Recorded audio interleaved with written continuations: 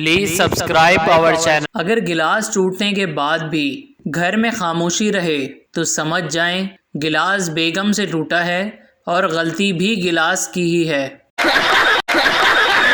آدمی اپنے دوست سے، یار میں اپنی بیوی کی وجہ سے دوزخ میں جاؤں گا کیونکہ مجھے روز اس کی وجہ سے جھوٹ بولنا پڑتا ہے۔ دوست: وہ کیسے؟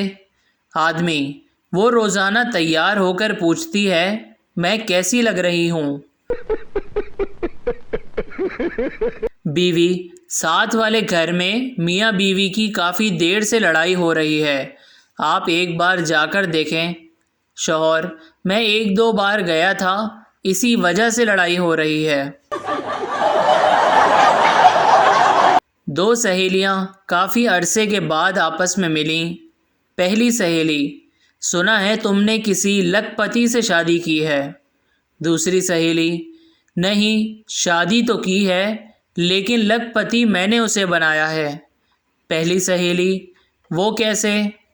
دوسری سہیلی: پہلے وہ کروڑ پتی تھا۔ نرسری کی ٹیچر 18ویں بچے کو جوتا پہنا رہی تھی۔ اس کی کمر میں درد ہو رہا تھا۔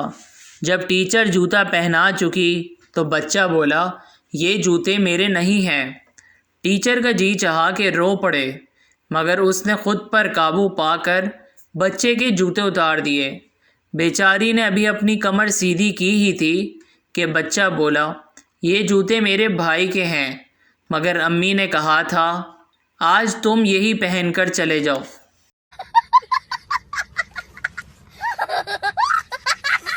بیمار شوہر بیوی سے: مجھے جانوروں کے ڈاکٹر کے پاس لے جاؤ۔ بیوی: وہ کیوں؟ بیمار شوہر: تم روز صبح مرغے کی طرح اٹھاتی ہو، گدھے کی طرح کام کرواتی ہو، آفس سے گھر آتا ہوں تو کتے کی طرح ذلیل کرتی ہو۔ ایک سردار کا بچہ اسکول میں ایک کالا اور ایک سفید جوتا پہن کر آ گیا۔